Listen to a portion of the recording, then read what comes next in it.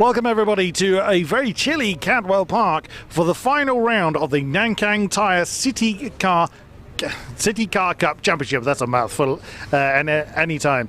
So then, the qualifying has happened. We have a bit of a surprise poleman. It is the Welshman number 15, Andrew Dyer. See if he wants to, see if he's going to let us have a chat with him. He's uninterested in having a word. Andy, you want a word? Oh, never mind. It's just I had that, just as we managed to get his attention, the whistle went. So then, championship leader Duncan Stone starts from 6th position, a bit of a surprise for the Citroen. But the Citroen C1s, the Toyota Aigos and the Porsche 107s will do battle at this twisty circuit for the top honours in the Nankang Tyre CityCar Cup Championship. Over to Scott Woodwist in the commentary box. You're right, Chris, it is a bit of a mouthful to say sometimes, but good effort nonetheless.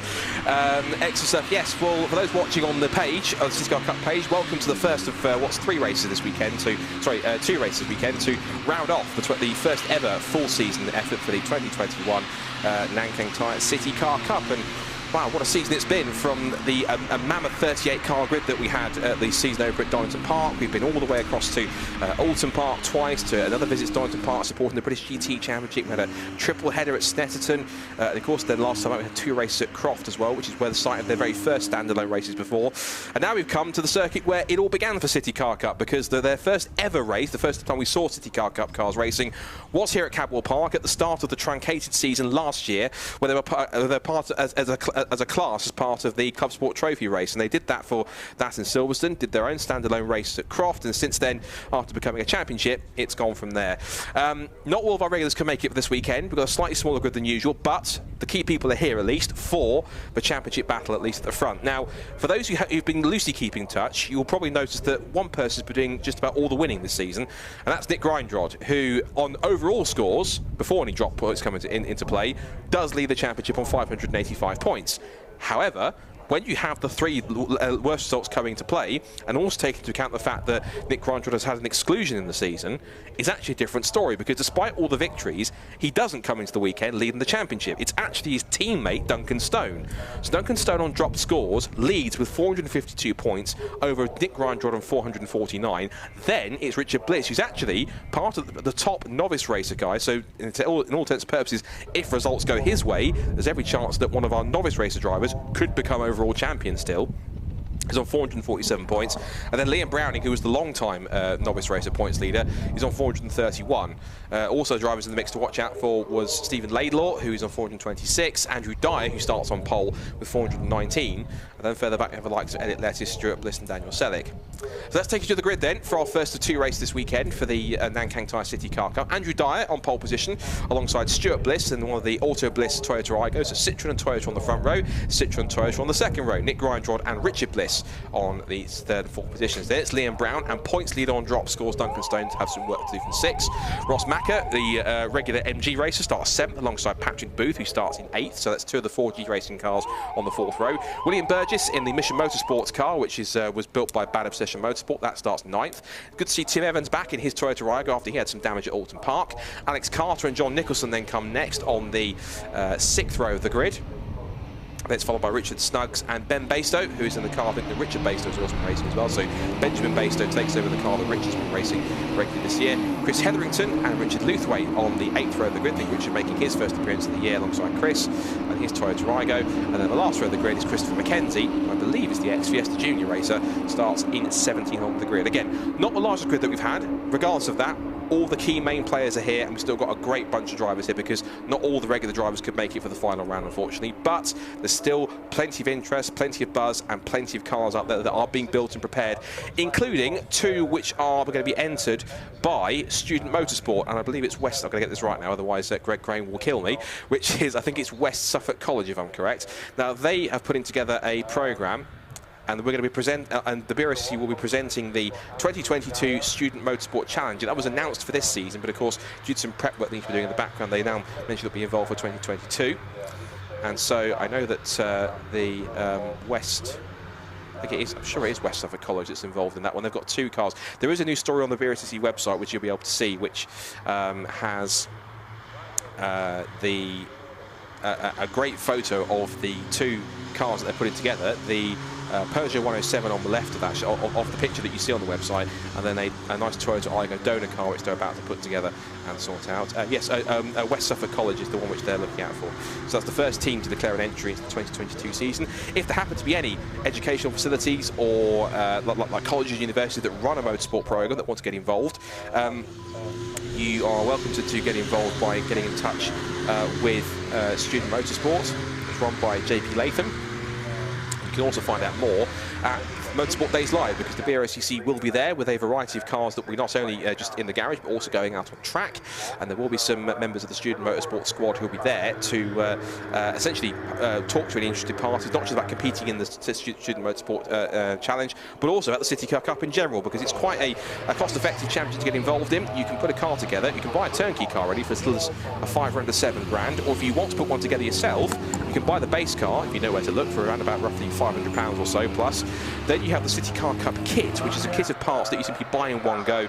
It's all together. You get the bolting roll cage, you get a specific championship spec coilovers from Gaz, you get ATS wheels, a full Powerflex bushes kit, you get a specific championship spec exhaust back box, you get door cars, driver footrest, a dash blanking plate and a seat base plate, all for £2,800 including VAT. There's a maintenance kit on top of that, and there's also as well the optional Motorsport UK safety kit. So all of that means you can put a car together roughly for around about, if you know where to look and get the prices right, about roughly £6,000. So in terms of buying one and putting one together, the prices are very similar, and it's inspired so many teams and drivers to get involved in this. It's been absolutely mega. It's a great introductory tool for new drivers to come in. There's been plenty of drivers this year that have been racing in the novice racer class. That's for drivers who either last year, for the purpose of racing in CityCar Cup last year or this year, got their racing license and hadn't ever raced before, and were racing it, got the license purely for the purpose of racing CityCar Cup, which is great to see.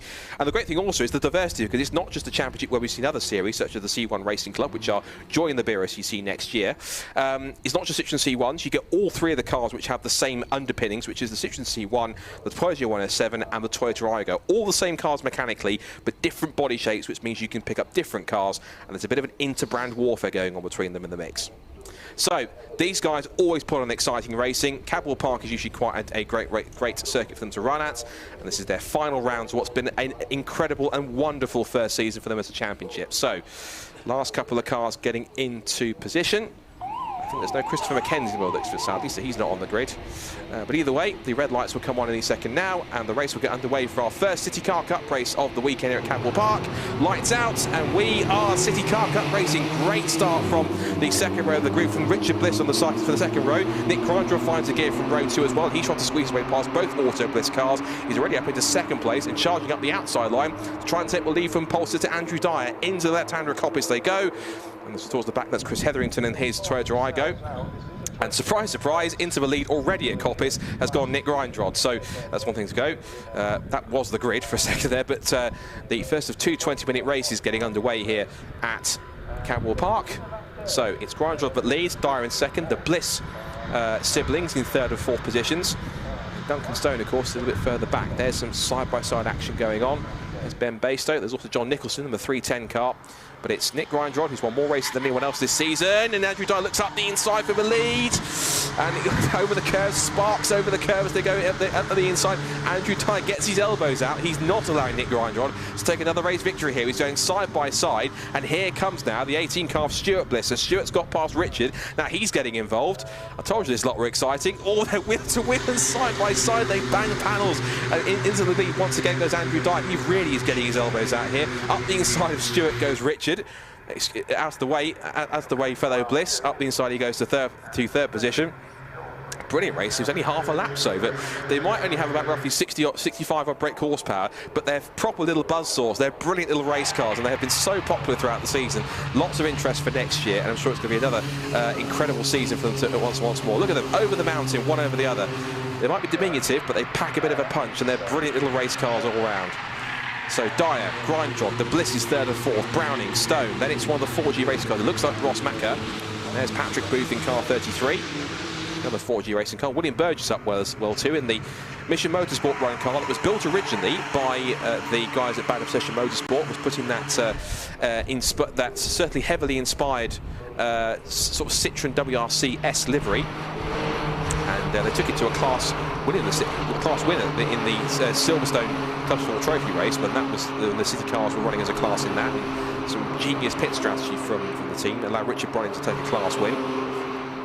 It's great to see that car also having an extended racing life. Now it's being looked after and run by Mission Motorsport, who are quite great supporters of the championship, and great to see that their car, which has been run by a team of ex-servicemen and women who have been retrained as motorsport mechanics, are looking quite great. Battle going on here. You can see that's Richard Snuggs, who is having a scrap there with Alex Carter.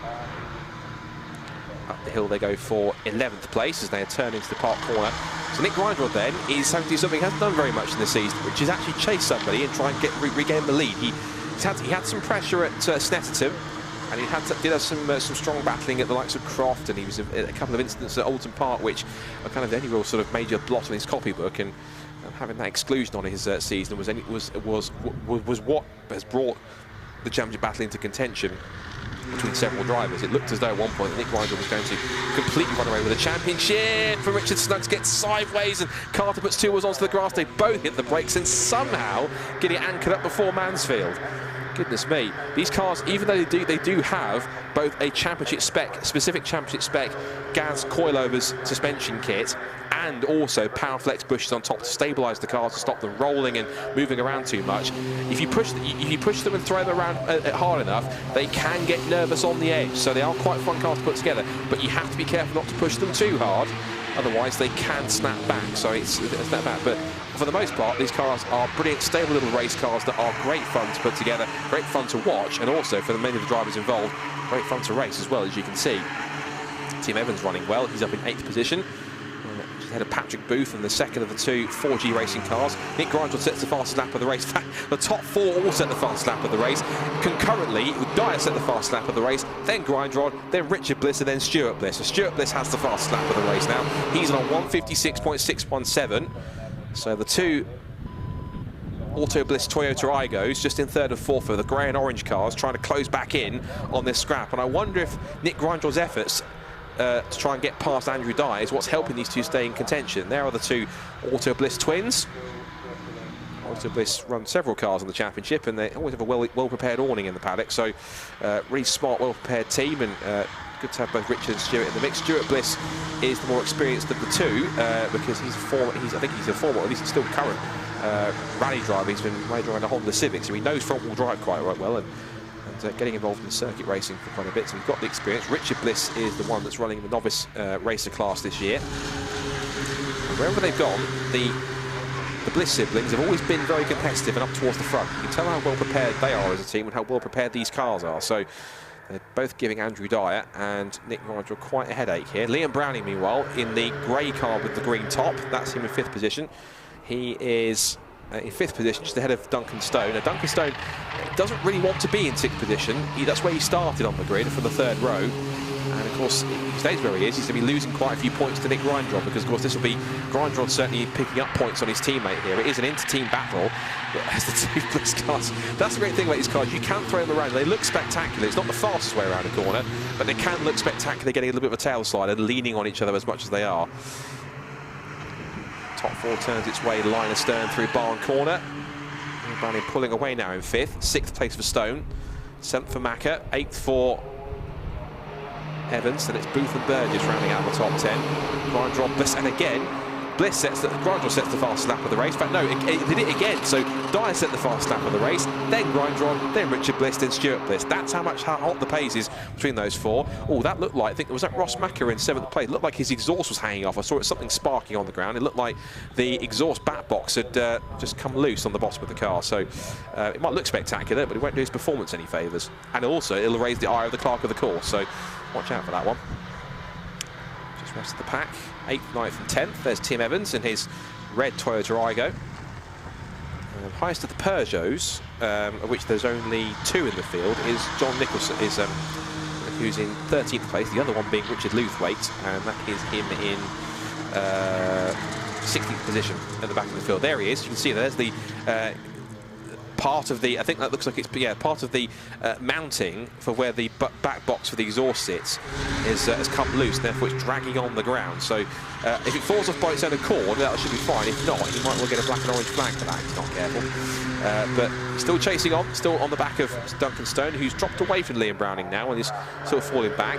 Now I can notice that the top four have actually closed back together now, because the two Auto Bliss Toyota Aigos have closed the gap now. They've bridged it to Dyer and Grindrod. Dyer, meanwhile, is doing a fantastic defensive effort holding off Grindrod here on legitimate pace, and that's not a knock on his pace from previously before, because he's been quite decent in terms of pace all season. In fact, he took had a brilliantly fast car at Snetterton and was up towards the front, and then had a really unfortunate accident in the opening laps of the first race, and that put him out for the rest of the weekend. It was a brand new car that he had, and sadly it only lasted a couple of laps before it hit major strife. So he's been back into the trade price car delivery machine that made its debut last year as one of the initial 10 cars that were built for their debut that took place here back in August last year when they were part of the CityCar Cup. Now Andrew Dyer sets the fastest lap of the race. There's a 55.822, and none of the other three cars could actually better it, so they're both running at pretty much identical pace. This is how evenly matched they are behind him. Nick Grindrod on a 156.092, Richard Bliss was a 56.067, Stuart Bliss a 56.075. There is literally thousands of a second between these three cars behind them. So what these two Auto Bliss Toyotas need is they need Grindrod to try and make a move on Dyer and to try and potentially hold each other up, which then brings them both into play. So watch out for them. There's a battle on there between Stone and Macca. Grindrod's going a bit more on the offensive now. He's just on the tail of Dyer as they come up through Chris Curve. And those two Toyotas are just keeping a watching brief, just taking a steady look at this league battle. Might be an opportunity to get involved, but wait and see what even have up their sleeve. Back into Mansfield come the leaders. Still Dyer holding off the most successful driver this season, Nick Grindrod. I think there's apart from Alton Park, which Park he's pretty much won both races almost aside from Alton Park in every other meeting. So he has been the one to watch for. Nick's, of course, vast experience. He's a former, very successful former pickup truck racer. Of course, the pickup trucks that run on some of the shorter circuits, and back in the days when the Rockier Oval existed. So Nick's plenty of experience in rear-wheel drive, but of course in front-wheel drive he's had to completely relearn that. But all the experience that he's got meant that it didn't take him very long.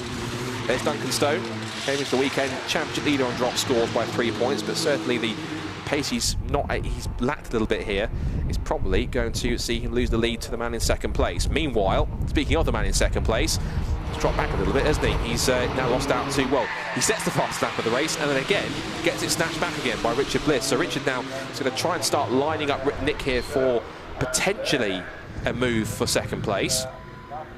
Just as I say that, Nick's straight back onto the tail of Andrew Dyer, so he knows he can carry the momentum through Coppice, through Charlie's. And one thing that's interesting to note is that both of these drivers at the front, both Andrew Dyer and Nick Grindrod, I believe, again, this is allegedly, they've both taken acquisition of NMX5 Super Cup car each, so they potentially might be moving on to have a shot at Mazda racing. I know Andrew Dyer has had a go initially in an NMX5 Super Cup car and made a fairly decent debut, and I understand, again allegedly, that Nick Grindrod might be going the same direction. So this battle we're seeing here might well carry on, but this time instead of a front-wheel drive little pocket rocket city cars, instead it might be at the wheel of rear-wheel drive Mazda MX-5. So who knows? We'll wait and see what next year brings. And that's an ultra-competitive championship in itself, the MX-5 Super Cup. But of course now, as it's becoming even more and more with each race weekend, is the CityCar Cup, as the drivers learn more about these cars, gain more track time, more experience. And case in point here, there's a great battle between Richard Snuggs and the 88, the 38 of Alex Carter, the 310 of John Nicholson. John Nicholson, who's got a renowned short oval racer, getting involved in circuit racing for the first time this season. He's looking up the inside of Carter, has a move. And now it's up through the top of the circuit. The gooseneck down the hill again. Top four have gone past me in the commentary box. Still line astern, still no change. Getting a little bit darker out there now as the 1 or 2 delays we've had. It's pushed us into later in the afternoon. It's now about 5:15 in the afternoon now. So now that the afternoons are getting darker, and it's getting darker earlier, it means that, not surprised if 1 or 2 cars are popping the headlights on. Down the hill, 8 1/4 minutes to go then. We're on the end of lap 6. Fastest lap of the race still Richard Bliss. Any takers to the next fastest lap of the race? Not quite, but they're all lapping pretty much within the same sort of range to each other, about 0.3 of a second between the top 4 in terms of lap time. Really nice contested battle now. Up now through Charlie's. Grindrod does seem to be quite strong to that first couple of corners, but it's just getting the momentum off that corner through Charlie. We've seen it so many times in the Caterham races in particular. When you get a toe, you can stay as close as possible. The toe can really help you up the hill on the run towards Park Corner. So Park Straight really is a great opportunity to try and close in. Grindrod starting to move around a bit here, trying to look for a move. He holds on for the time being, and that's where Andrew Dyer really got his elbows out and just managed to just really muscle his way back inside through Park Corner right towards the start of the race, when Grindrod initially took the lead, but as Andrew Dyer was having absolutely none of it. And since then, he's put in a fantastic effort on genuine pace to keep Grindrod and the 2 Bliss Toyotas at bay just behind him. Just get a feeling there's possibly an opportunity here that these 2 Igos will start to get involved here. They're running line astern, nose to tail. That'll be good for the promotional shots. There goes Browning and Stone. Right, so Duncan Stone's caught back up to he's caught back up to... No, sorry, that's... no, yes, he has, yes.